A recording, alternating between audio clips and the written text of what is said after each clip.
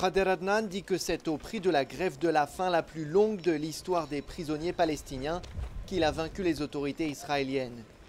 Elle le soupçonne d'activités portant atteinte à la sécurité régionale et d'être l'un des leaders du djihad islamique, considéré comme une organisation terroriste par Israël.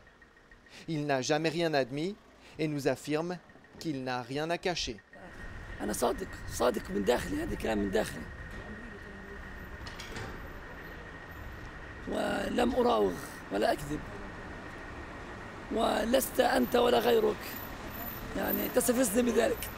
L'ancien détenu, qui a passé 66 jours sans se nourrir pour dénoncer la détention administrative à laquelle il a été soumise, sans qu'aucune charge ne pèse contre lui, est devenu un héros pour de nombreux Palestiniens.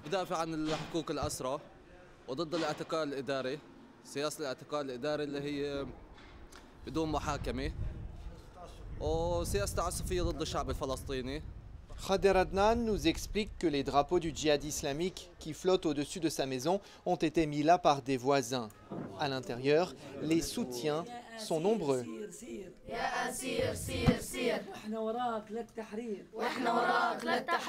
Il refuse de manger devant la caméra par solidarité avec les centaines de prisonniers palestiniens qui ont décidé eux aussi d'entamer une grève de la faim. Khader Adnan considère qu'il a remporté sa bataille par la non-violence, mais implicitement, il n'exclut pas l'usage des armes pour autant.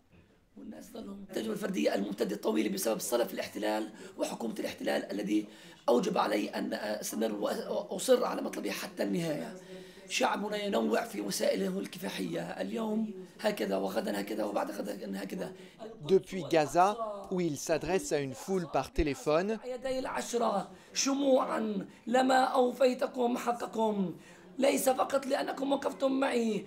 jusqu'à son village, il raconte chaque étape de sa grève de la faim record devant un public fasciné par son récit.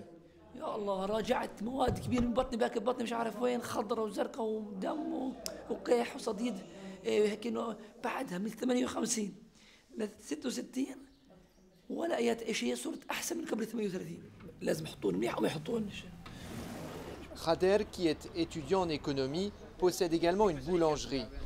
Il dit qu'il réfléchit à son futur proche, mais certains ici craignent qu'il ne soit bientôt, à nouveau, de retour en prison.